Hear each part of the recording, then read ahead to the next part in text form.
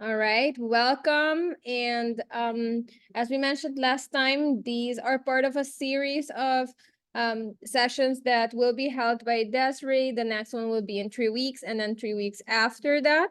And the idea is that we touch base on some important information for families, parents, but also possibly educators. Some of you may have registered for the secondary and advanced educator session, which is next week, but that is specifically for regular schools, so not special schools, regular schools for secondary and advanced education. And the reason they're off is because they have specific challenges. So just in case if you have questions about that, please send me an email about it. But that is the idea behind it, which is why we didn't open it for everybody.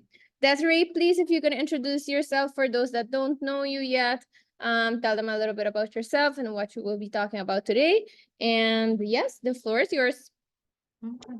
Hello, everyone. Okay, my name is Desiree Anyama. I am a school psychologist. I currently work at a specialized school in Manhattan, New York. I've been in the role of a school psychologist for 9 years now. However, I've worked with children and families for about 15 years, children and adults with intellectual and developmental disabilities. So I've worked with children as young as 6 months up to adulthood. This is a topic that a lot of parents ask me about, and I share resources with them. It's also a training I usually provide to school staff every year at the beginning of the school year, but I'm happy to be able to provide a training on challenging behaviors to you. So I hope you enjoy it. I hope you learn a lot from it.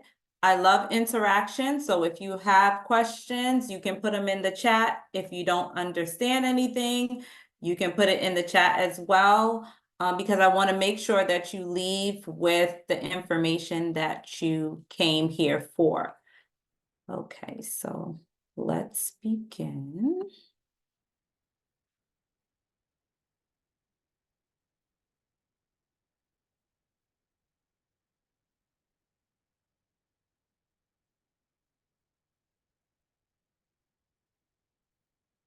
Okay. So today we will be discussing challenging behaviors. Challenging behaviors can be a lot of things for a lot of people. For some parents, it might be aggressive behaviors your child engages in. For some, it might be non-compliant behaviors. It could be self-injurious behaviors, or just behaviors that you find difficult to address or manage day to day. So in this training, I hope that you'll be able to understand the function of behaviors, how to teach replacement behaviors and strategies you can use in your home. I'll be talking about 3 roles that I hope that you take on when addressing challenging behaviors, which are 1, being an investigator, 2, being a teacher, and 3, being your child's biggest cheerleader and motivational speaker. Okay, so what are some of the challenging behaviors you observe your child engaging in? Again, you can put them in the chat so I can see as well if you have some specific behaviors that you're currently having challenges with. But some of the behaviors that people usually mention or parents usually mention include refusing to follow directions. They might wander away when you're out in public, self-injurious behaviors, making inappropriate comments, personal space issues, screaming, hitting, pushing, throwing items, which are some of the behaviors I hear about the most in my conversation with parents. Here. Okay, so today we're gonna go over how to understand the function of behavior, how to teach your child replacement skills, strategies and resources that you can use in your home, and recognizing when you need self-care. Okay, so when we discuss challenging behaviors, one thing we want to make sure we do is make sure, for your own sake and for the people that will also be working with your child in your home, whether it's family members, siblings that will be helping you with teaching new skills, is that the behavior is observable, measurable, and defined so clearly that a person unfamiliar with your child could recognize the behavior without any doubts. So we try to avoid vague descriptions of behavior. For example, Natalie is aggressive, because being aggressive can mean something different to each person. So instead of saying Natalie is aggressive, you could say Natalie screams and hit others when they have an item that she wants. Again, the reason for making sure that you define the behavior that you want to address is that you can know exactly what it looks like. Your family will know exactly what it looks like if you describe it to them, or if you describe it to the school staff, and it's measurable. You'll be able to say, how many times does my child engage in this, to see if whether you see improvement or whether you're not seeing any improvement.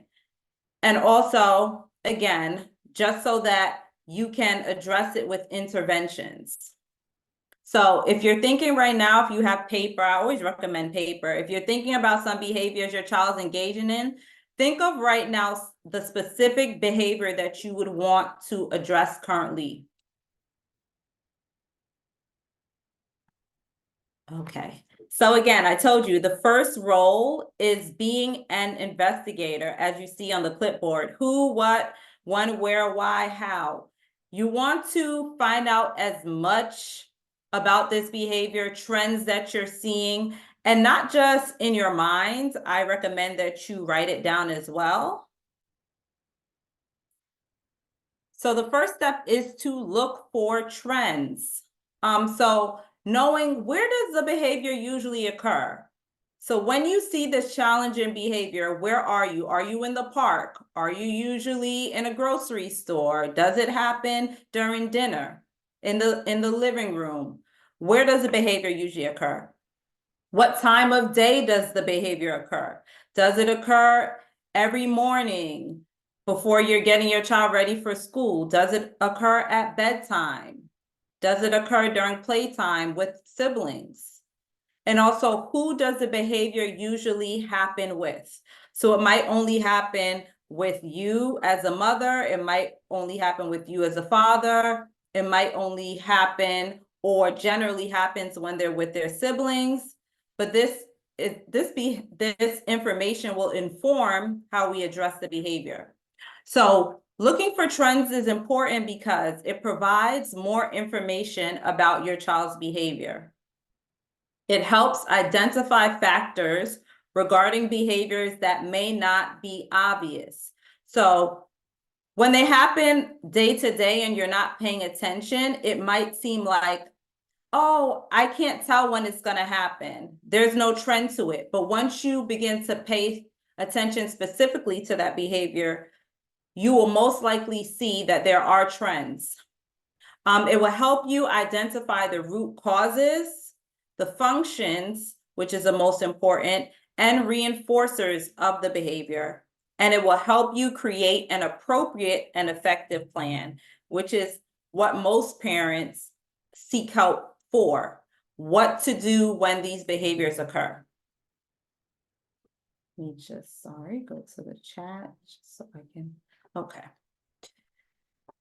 All right, so a part of gathering information about your child's behavior, we're going to talk about ABC, which is something school psychologists use, teachers use when analyzing behavior, behavioral specialists use in the school system when analyzing children's behavior, and you also can use at home. So one of the first things is taking a look at setting events. So setting events are anything within the child or around the child that makes them more likely to engage in the behaviors. So it's not exactly a trigger. It doesn't come exactly before the challenging behavior occurs, but it increases the likelihood that the behavior will occur. So internally, it could be body temperature, if your child is hot or cold, if they're hungry, if they're thirsty. These behaviors might occur when they're more likely to occur when they're ill or when they're tired or in pain. So that's something to pay attention to. It could be external factors. For example, being in a place that's crowded, being in a loud place. These are just things to pay attention to in terms of when the behavior occurs. One thing we also want to look at are antecedents. So what exactly happened right before the behavior occurs?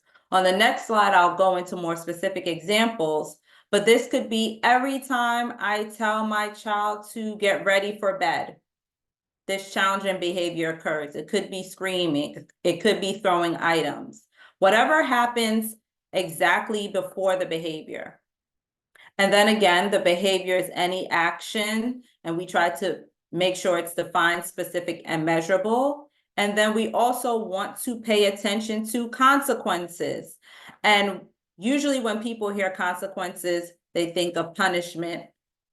But in terms of analyzing behavior, it is anything that happens directly after the behavior occurs. So when the child engages in the challenging behavior, what happens? How do you react? How does your spouse react? How do siblings react in the home? How do cousins react? Anybody in the environment?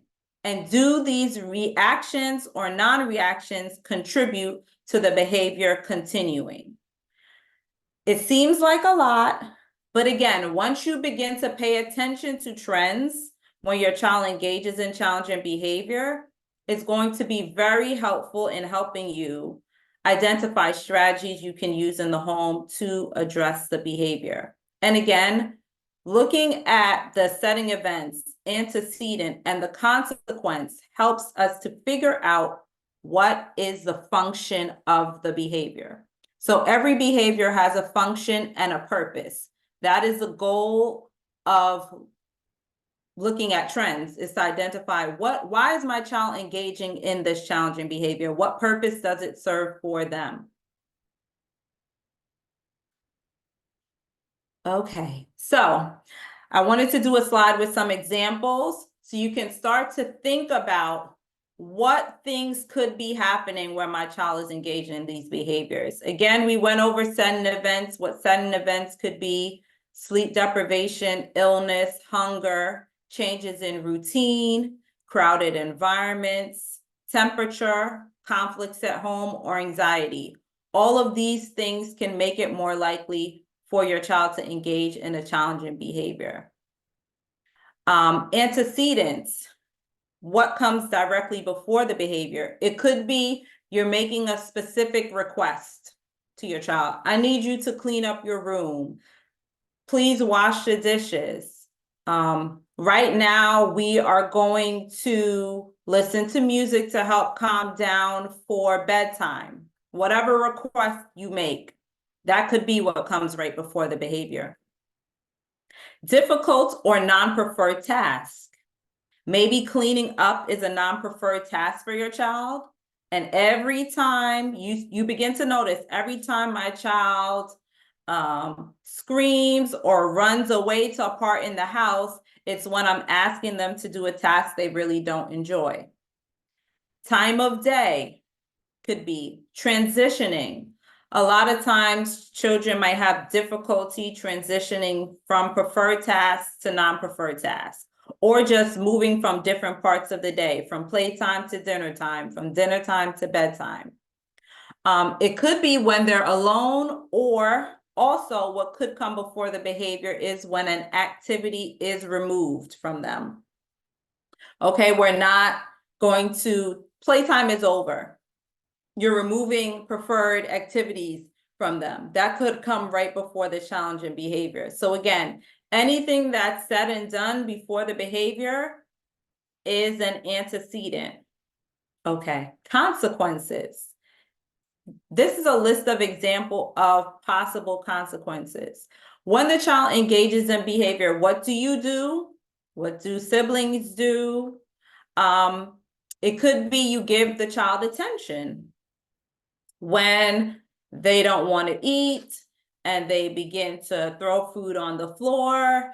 You go over to them, you hug them, you sing them their favorite song. You could be giving them attention after the challenging behavior. They could be getting attention from you, or it could be attention from a sibling. Maybe they receive a preferred item or activity when they engage in this behavior, to help them stop crying or to help them feel better. You might give them a preferred item. Maybe they got a sensation. They were able to play with a favorite toy that they like the feeling of, like a squishy ball or slime or sensation they enjoy. Maybe that's what came after the challenging behavior.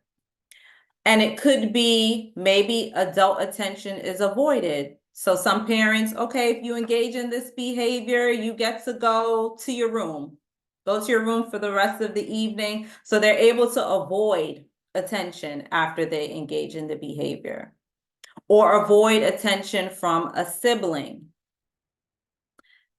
The next one is a task or activity avoided. So maybe you wanted them to clean their room. They started to scream, and then you said, you know what, never mind, just go sit on the couch and watch a movie. We'll try again tomorrow. So in that instance, they might have been able to avoid the activity you wanted them to engage in, or maybe they were able to avoid a specific sensation. So these are just possibilities for you to think about. Again, you're paying attention to what was done after the behavior, because the consequence is really what maintains the behavior and helps you to know what is the function of the behavior.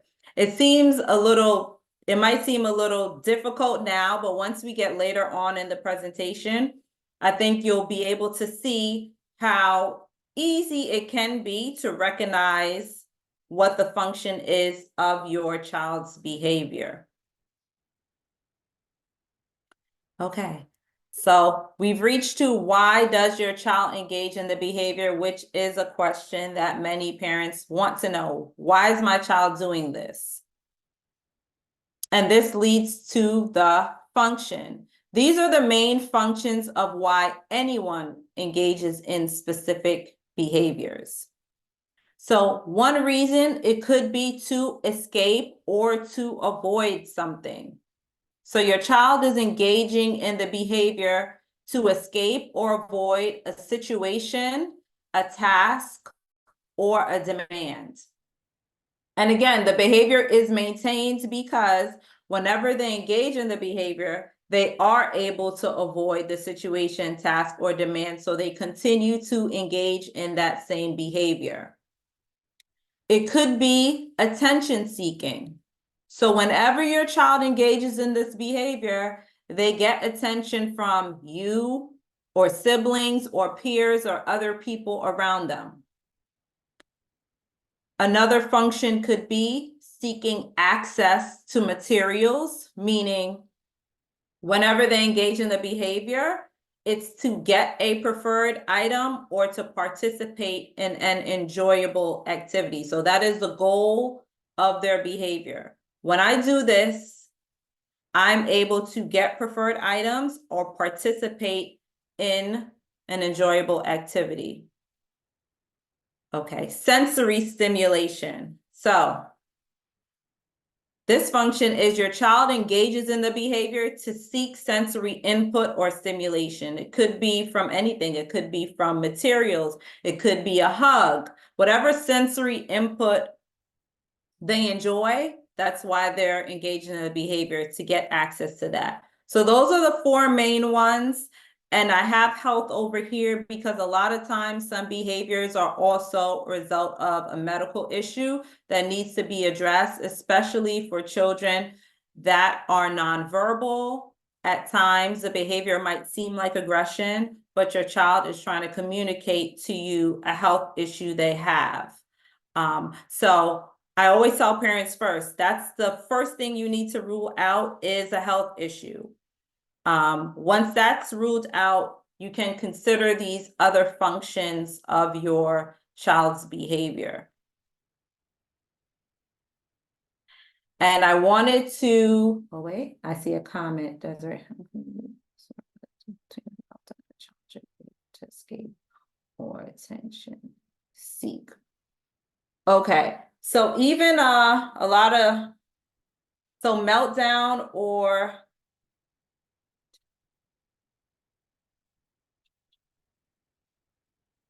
okay, so even a meltdown communicates something to you. So a meltdown is a behavior.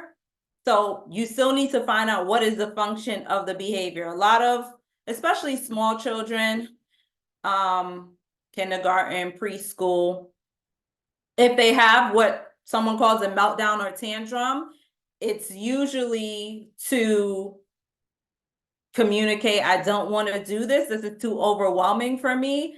And I don't know how to get out of this situation other than throwing myself on the floor and screaming. I don't know how to communicate any better than that.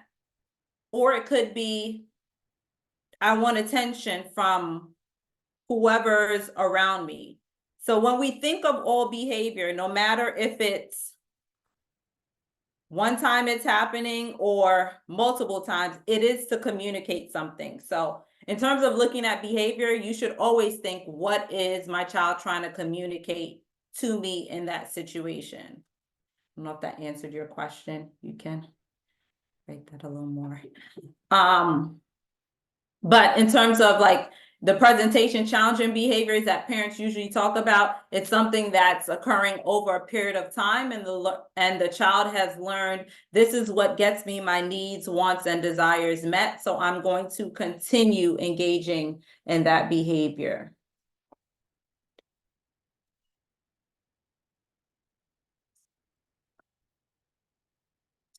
Yes.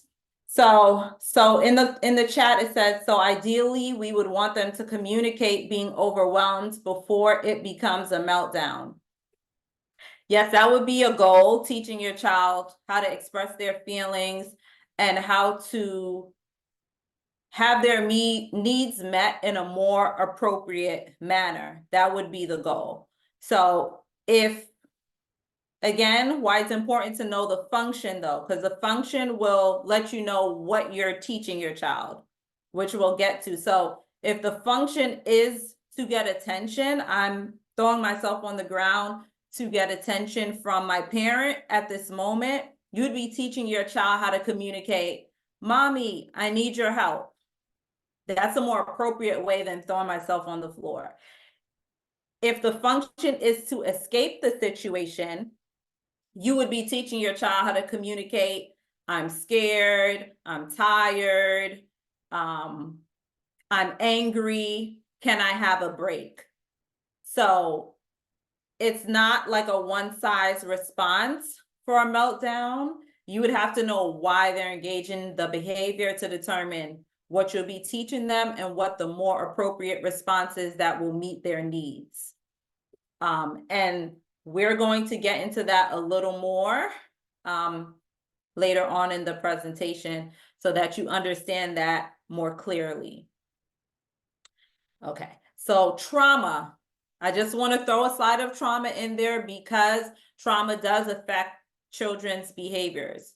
So trauma is any experience that can be deeply distressing or disturbing to your child.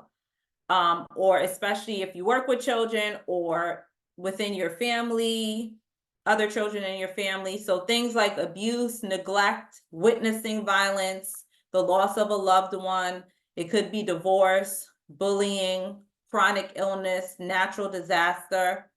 So these experiences can alter a child's emotional, psychological, and physical well-being, leading to a range of behavior.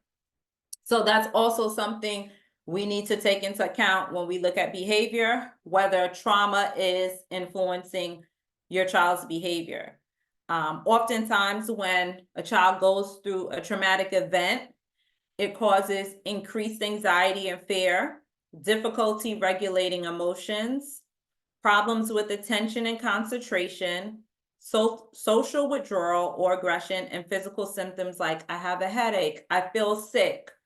So we want to, even when we are seeing behaviors, we want to also consider, could these behaviors be based on trauma?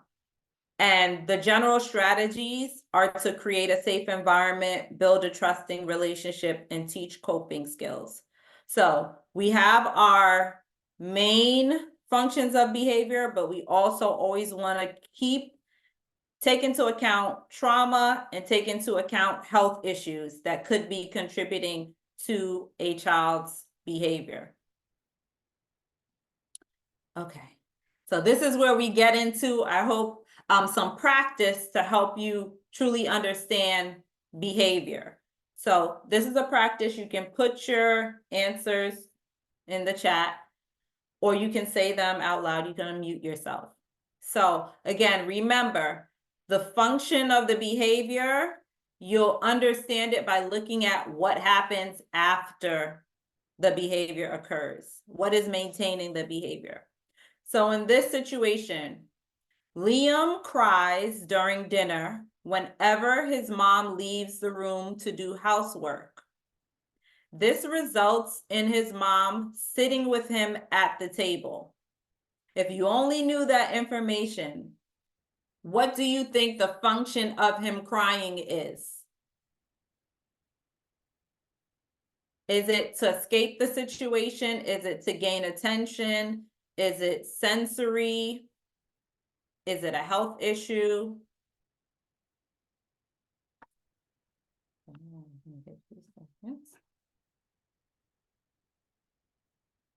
Okay, I see an answer in the chat. Yes, it is attention. How do we know it's attention? Because it results in his mom sitting with him, getting attention. If it was any other thing that was occurring after, it would be a different function. So, for example, if he started crying during dinner,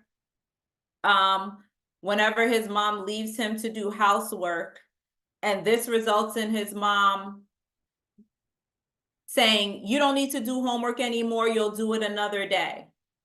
It would be a different function. It would be to escape doing his homework. That's what's maintaining the behavior.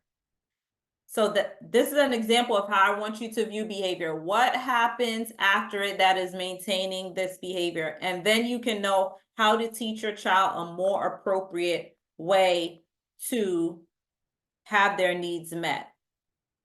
So in this situation, if your child is crying every time you leave dinner, instead of them crying, they can say, Mom, can you sit with me the whole time to do my homework? That's a more appropriate way to have your needs met, have the attention of your parent for a longer period of time rather than crying. But again, this is something you would have to teach your child after you notice that they're engaging in this behavior multiple times, crying to get you to sit with them while they do their homework. This was just a quick practice, which I hope helped. Okay, so we've learned about being, how to analyze data, how to think about trends that happen, how to look at what's maintaining the behavior, and identifying the function of the behavior. And once you get an idea or understanding of why your child is engaging in this behavior, you then need to put on the role of a teacher, because you are going to be teaching your child more appropriate ways to get their needs met. And that is teaching replacement behaviors. So what are replacement behaviors? It's a socially appropriate way for your child to have their needs met. So the goal when addressing challenging behaviors is not compliance. A lot of people, when they say, they're addressing challenging behaviors, I just want my child to listen. No, the goal is to have your child have their needs met in a more appropriate way. So that's the first thing. 2, it takes just as much time as the problem behavior. This is something that people often struggle with. So if a child is screaming to get a break, screaming takes 10 seconds. Maybe they're screaming for 30 seconds. And usually when they scream, they're able to get a break. You immediately say, okay, fine, you can have a break once they start screaming. If you're teaching them a more appropriate way to ask for a break, they can't ask you for a break verbally and say, Mommy, can I need a break? And you don't give them a break till 30 minutes later. Because they're just going to go back to screaming, because screaming gets their needs met in a shorter amount of time. So the goal is for whatever you choose for the replacement behavior, that it takes just as much time as the problem behavior. Is consistently met with a desired response from the environment. So the goal is when your child engages in the more appropriate behavior, the result is positive. Their needs are met. So you want to say yes as much as possible. You want to give them praise as much as possible when they begin to engage in more appropriate behaviors. And again, it is a skill. Right? So you are going to have to teach your child it if they do not know how to do it already. So it's something that will take time to learn and practice throughout the day and throughout weeks, maybe even months for some children. Okay, so once you know, you identified the problem behavior, you know what the function is, now you're going to think, what is it that I'm going to teach my child? How am I going to teach my child a more appropriate way? And again, we have to think about the function. Their needs have to be met. Whatever the need was or the purpose of them engaging in the behavior, the more appropriate behavior you're teaching them has to still get their needs met. So this is an example. Aiden engages in screaming and cursing, and the function is to avoid or escape. So either escape a situation, escape a task, escape being around specific people. The function is to escape why he engages in screaming.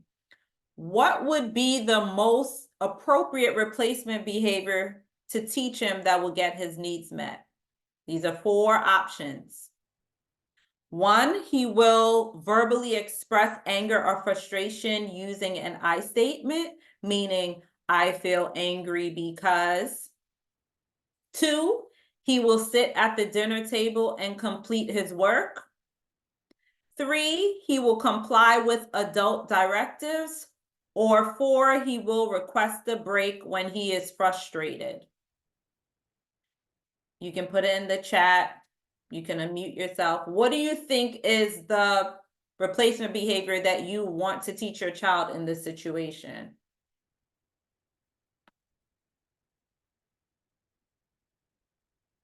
See if I get some answers.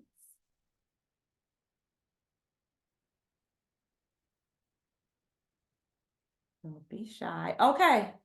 Someone put it, requesting a break when he is frustrated. Perfect. That is the goal of the behavior that you want to teach him. So requesting a break allows him to escape the situation, even if it's for a short period of time, and meets the same need.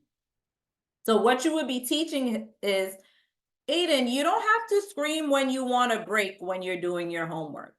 All you have to do is ask me, Mom, can I have a break to go to my room? Dad, can I go to the kitchen to drink some water?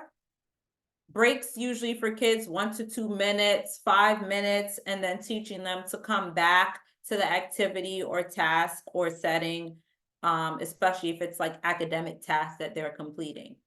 But I'm glad you got that right in the chat.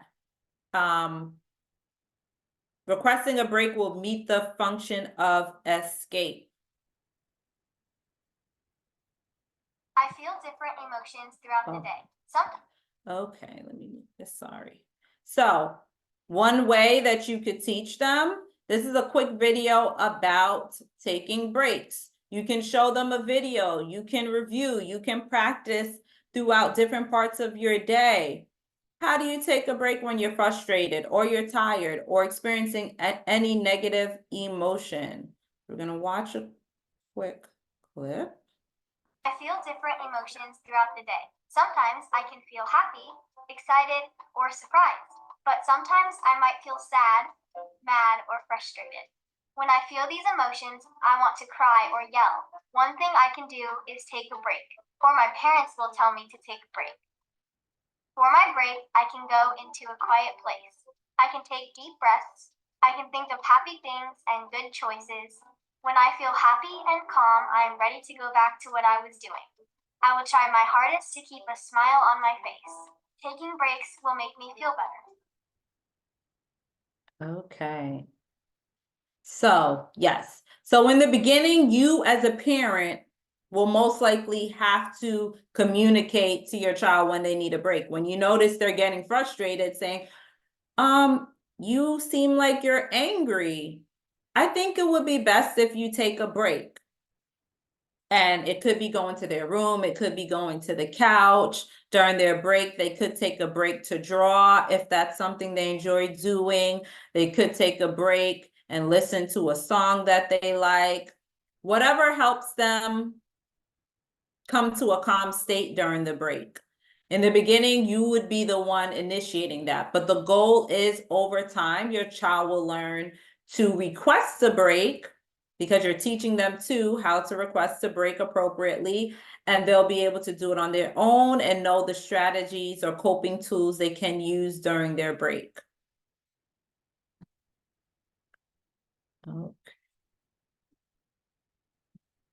Okay, so this is a quick activity. I can't see everyone, but if you have a piece of paper, this is something you can write down or you can think of in your mind. So I want you to think of a challenging behavior your child engages in regularly. And if you have a behavior in your mind right now, you can put it in the chat just so I know what you're thinking about. I want you to, one, think of a few times your child engaged in the behavior. And I want you to think what usually happens before they do that behavior and what usually happens after they do the behavior. Then I want you to think, based on the information you've gathered, based on your reflection, what could the function of that behavior be? Could it be attention? Could it be escape? Could your child be seeking access to an item or an activity? Could it be sensory related or a health issue?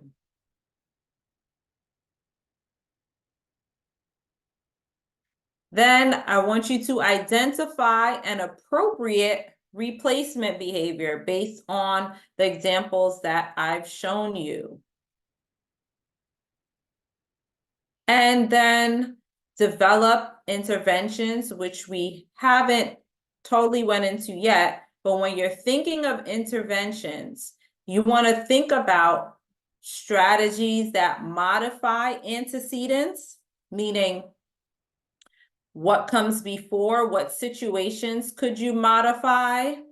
So if your child has difficulty with transitioning, you know that when your child goes from dinner time to bedtime, it's difficult. When you say, okay, it's time for bed.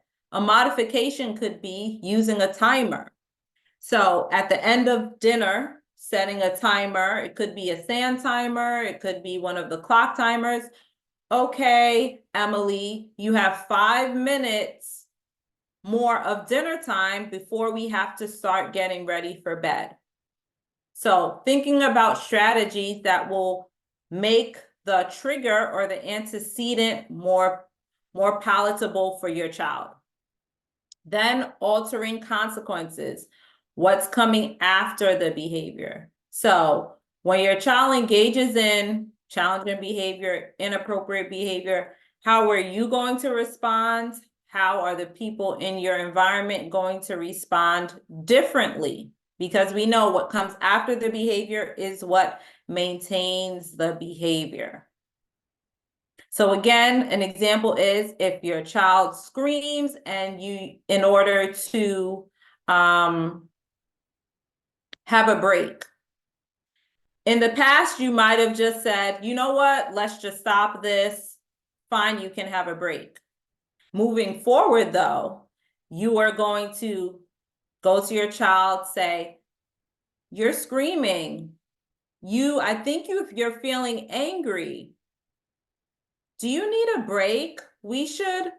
I'm gonna set the timer. We're gonna go to the couch and here's a paper to draw on. Once it's done, we're gonna go back to the activity I asked you to complete. So you're going to modify how you respond to the behavior. And again, you're going to teach alternative behaviors to meet the same need in a more appropriate manner. Okay, I haven't seen anybody write any specific items in the chat, but again, this is something to think about and a slide that I will share out with everyone, so you know what to do in the future. Okay, how do we teach replacement behaviors? Maintaining a positive relationship with your child. So we want the teaching of these skills to be a positive experience for your child, them to enjoy the experience of you teaching them a replacement skills. So as much as possible, maintaining a positive relationship, modeling appropriate behavior, meaning modeling taking a break, modeling communicating your feelings in a positive manner, modeling asking for help in an appropriate way. Direct instruction on the skill. So you can use videos like the video I showed you. You can use social stories.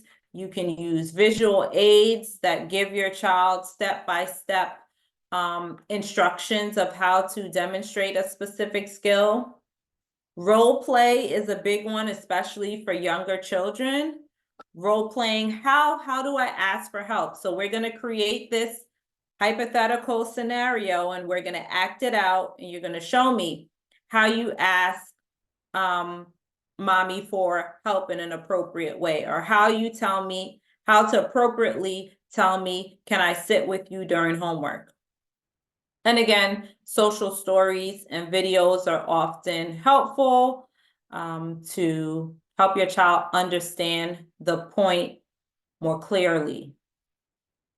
So these are all ways you can use to teach your child the replacement behaviors. Okay, so this is an example just to give you some ideas moving forward of how to address the challenging behaviors. So, a parent, whenever my child does not want to do homework anymore, they scream and run to a place to hide. And this usually happens after 10 minutes of doing homework. Based on this happening multiple times, the parent has determined that the function is to escape from doing homework. That's why they scream and run. So a replacement behavior could be, he or she will verbally share their feelings and request a break when they feel overwhelmed. So that is a skill that this parent is going to be teaching their child moving forward, to replace the behavior of screaming and running away. Okay, ways to teach a replacement behavior. There's tons of ways to work on a replacement behavior. The parent could do emotional check-ins. So throughout the day, every day, maybe when your child wakes up, when they get home from school, before they go to bed, you can ask your child, how are you feeling? Because this gives your child practice and how to express their feelings verbally to you. So your child is learning how to share their feelings in an appropriate manner. You can practice using coping strategies with them. So maybe every morning when you wake up, you guys take 10 deep breaths in the morning, or you count to 10, or you practice, you give your child time to use a stress ball or draw. Whatever strategies you're teaching your child is learning appropriate ways to manage negative emotions, which all children and adults need. Appropriate ways to manage negative emotions. You can also have your child practice asking for a break when you notice they're experiencing negative emotions, and then provide verbal praise. For example, with the homework, when you notice your child is fidgety and it's hard for them to focus, and you know it's about 9 minutes of doing homework with them, you can point out, I see you fidgeting in your chair. You seem like you're having difficulty on some of the problems. Do you need a break? They might say yes. And then you would say, how do you ask for a break? And then they would say, Mom or Dad, can I please go to the living room to draw? And you can say, yes, I'm going to set the timer, or I'm going to give you 5 minutes for the break, and then we'll come back and finish and do some more homework. So your child is practicing asking for a break. And again, you can watch videos and read stories that relate to whatever the replacement behavior is. Strategies when the child, say your child already, you don't notice it, you didn't see any signs that they're feeling overwhelmed doing the homework, and they already have started screaming and beginning to run. You can guide your child to a private area. At this time, don't try to reason with them. This is not the time to ask them, why are you doing this? We went over this multiple times. You're not supposed to run away or scream when you do that. That's not the time to point out any of those things. The goal is to just have them practice the skill. So you would, guide them to an area in your house. You give them choices. Okay, here's a pencil. Can you draw for me a little bit? Here's a squeeze ball. Can you squeeze this for me? And then after the child is calm, after your child is calm, then you can have them reflect on the situation. So asking them, how were you feeling when you were doing the homework? And then remind them, whenever you feel, whatever the emotion is, frustrated, angry, you can always ask me for a break. So this is, again, reinforcing the skill that you would like them to display moving forward. So that's just an example. If your child is engaging in certain behaviors and the function is escape, how you could possibly address it and teach more appropriate behaviors. Okay, so you've been an investigator already. You've been a teacher. Now the role you need to put on is being a motivational speaker and cheerleader for your child. Okay, positive reinforcement. So positive reinforcement refers to the introduction of a desirable or pleasant stimulus after a behavior. So the desirable stimulus reinforces the behavior, making it more likely that the behavior will occur. That is our goal, to increase positive behaviors and decrease negative behaviors. What does positive reinforcement look like? So it is providing your child with positive feedback. Good job.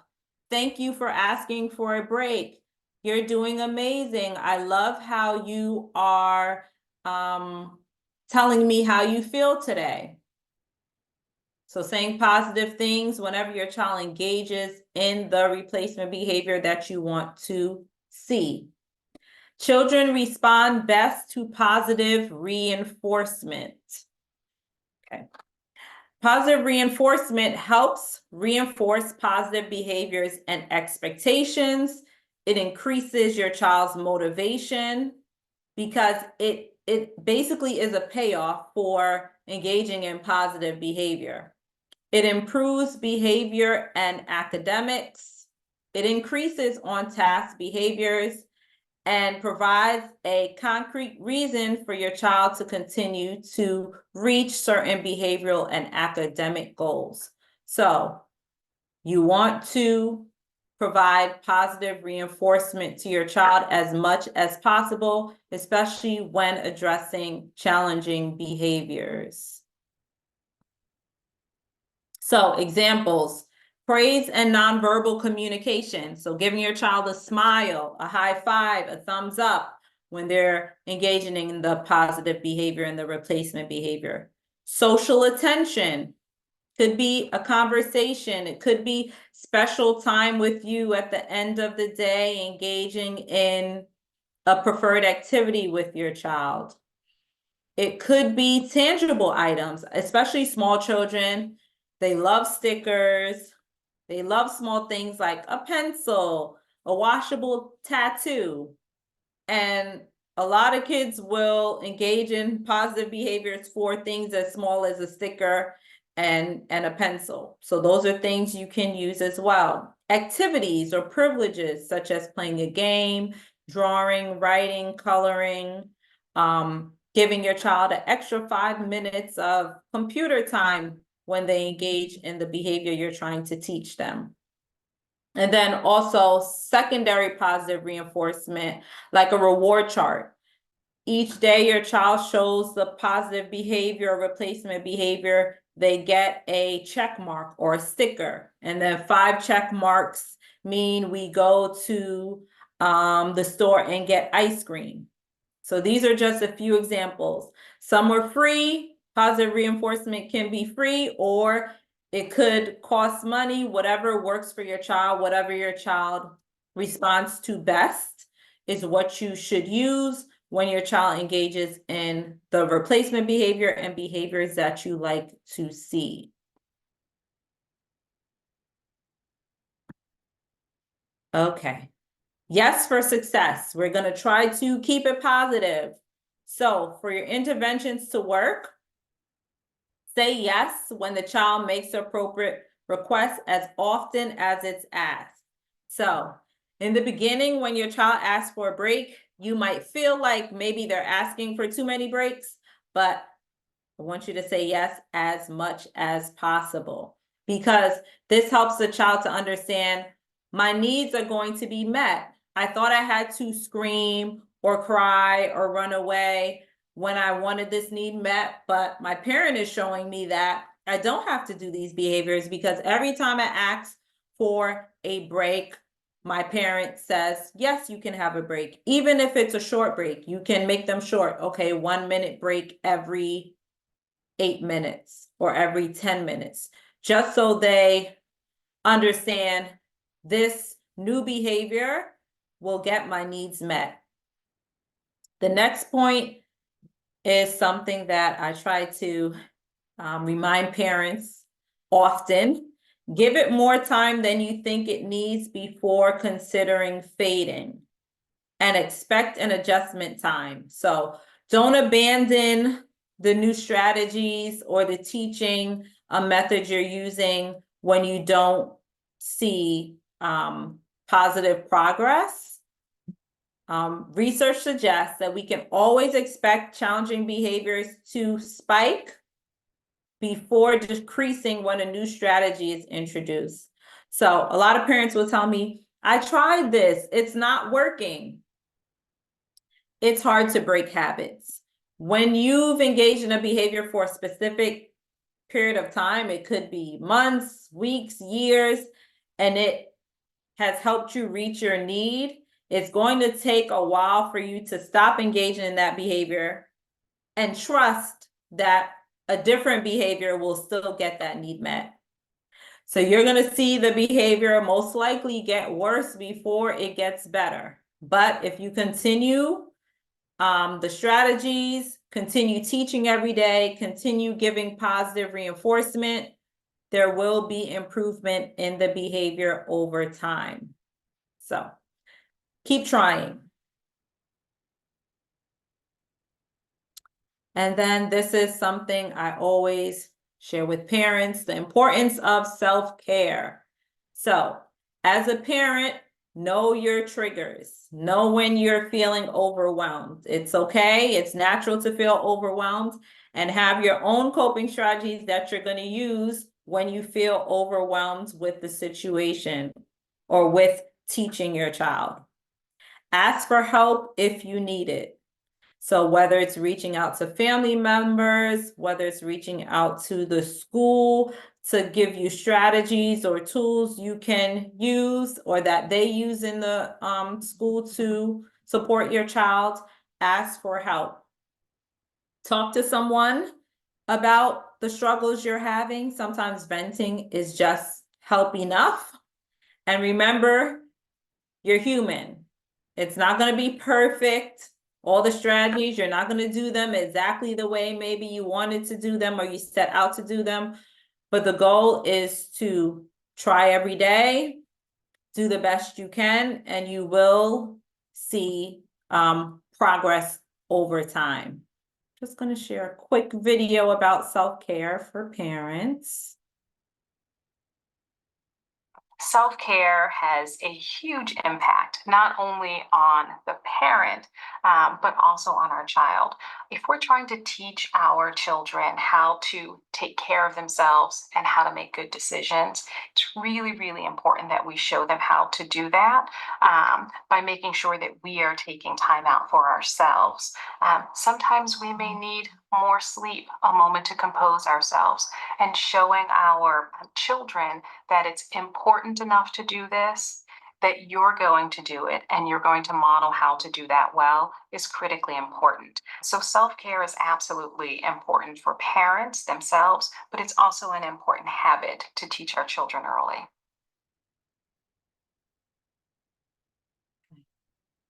So modeling self-care is important because that's how your child also learns how to take care of themselves and how to cope with challenging situations. So it's fine for your child to see you getting a little frustrated and saying, you know what, I'm feeling a little frustrated. I need a break, and then I'm going to come back and help you again. That shows them everyone sometimes gets overwhelmed and needs breaks. So it drives home the importance of coping strategies, coping tools to use when you experience negative emotions. Okay. Self-care has... Okay, we've reached a Q&A. I know I gave you a lot of information. Sharon for a second. Thank you so much, Desiree. We're gonna wait and see if anybody has any questions. Desiree, I might have missed it for a little bit, but I remember that it's also, you know, when we mentioned the importance of keeping track of behaviors, that, you know, it's consistent and that you do it in an easy way. I want to mention that it's also helpful, especially if you're in a process where you're not sure if a behavior could be, you know, a sign, an early sign of something like autism. But can you maybe give tips on easy ways to keep track of behaviors? Because, you know, again, it sounds a little overwhelming. Like, am I gonna have to walk around with a notepad? That might work for some people, but I know that there might be little tips and tricks to do this. I don't know if you have any tips for this. So some people like to write it down. So if you're that person, you know, whenever you, doesn't have to be perfect, you're not going to get it every time, but when you remember, you can write it down. If you have a specific, and I try to tell parents, start with one behavior. Even if your child demonstrates 5 behaviors you feel like you want to address, don't start with all 5. Start with one so that it can be at the forefront of your mind. You can use a jar of marbles. You can, every time your child engages in the behavior, you go, say you keep them in the living room, you take a marble, you just drop it in the jar. It can be tally marks. If you write the behavior, my child screams every time before bedtime. Whenever they do it, you can just remember to put a tally mark on the sheet. Whatever works for you. And again, data doesn't have to be perfect. You're really just trying to get an idea of a trend. And if you look more at what happens after, you'll know what the function is, and that's a start. So it's easy to remember what you did in the situation. When my child cried or screamed or threw something, what do I usually do? And that will give you, more than focusing on how often they do it, focus on how you respond to the situations to identify what the function is. So self-reflection. At the end of the day, if you have time at the end of the day to relax and you're sitting down, reflect on your behavior and how you responded to your child throughout the day. Thank you, Desiree. I think that, I don't know if we have any teachers as well in the group today, but there are different ways that you can do this. Most teachers are using something like Class Dojo. You can do like daily reports on there. If I can speak for my own behavior, when I was in elementary school, we used to still have like the little notebooks, like the planners. And so besides like my homework and stuff like that, that's where something would be written if like, you know, a specific behavior that they were trying to address kind of popped up. So it's also teamwork in that sense. So for teachers, that might be something that can be used. And at the beginning, I still have one of those planners because it irritates me so much when I look back at it. You might overwrite things because you're gonna maybe label everything as a challenging behavior. So I think, like you said, picking one and truly like sitting with it, like, is it challenging? Because is it truly challenging, right? Is it causing harm and a negative behavior, or is a child just being a child and, you know, just using their energy and stuff like that? So I think writing down can also do what you said, that self-reflection aspect of like, how bad is this thing, or how serious, and, you know, do we need help with this as well? And for the teaching, just try to put it in your routine. There's so many things online that makes it so easy to print. So if you're trying to teach your child expressing their feelings in an appropriate way, let it be a family thing. In the morning, every time when we eat breakfast, everybody asks each other, how are you feeling? So you answer, your spouse answers, all the kids answer. So they just get used to saying that every morning. It's part of the routine. Oh, before we go to bed, everybody counts to 10 or draws a picture about their day. So I know everyone's days are busy, but you can fit little teaching moments in your day. Thank you. I don't know if anybody has any specific questions. I just want to remind everyone that we will be sharing this recording on Fundación Autismo's YouTube. Once it's on there, I will share it on our Facebook, so you will have access to it, and that you can share it with everybody else that you want to share it with as well. Desiree's next session will be again in 3 weeks. I will, of course, you know, post something on social media with a registration link, share it with your colleagues, with your friends, so that other people join as well. And I guess that is the coming up event. If we had secondary and advanced teaching educators in the group, then you might still be able to register for the advanced teaching workshop. But just a reminder that it's specifically for regular schools of secondary and advanced education because they have specific challenges that we would like to help them with and addressing these. All right, Desiree, I think it seems like we don't have any specific questions at the moment. We do have a comment in the chat. Thank you. Oh, thank you. I'm glad that it was informative for you. Oh, a resource. So this is a resource that schools often use that I tell teachers to use, but parents, it can be helpful to you to use it because it shows you a behavior, like you can pick different challenging behaviors and it then shows you strategies that you can use. So that's PBIS World. If you type it into Google, PBISworld.com. It's very helpful for learning different strategies you can use with your child. So that's a resource that I think will be helpful for challenging behaviors. I will make sure I share that as well. Once that we share the information so that we have that. Thank you so much, Desiree. We will stay in touch for the next session. Thank you to everybody who participated today. We appreciate you, and we hope that we are providing you with information that is helpful and resources that are helpful in any way. All right. Thank you so much.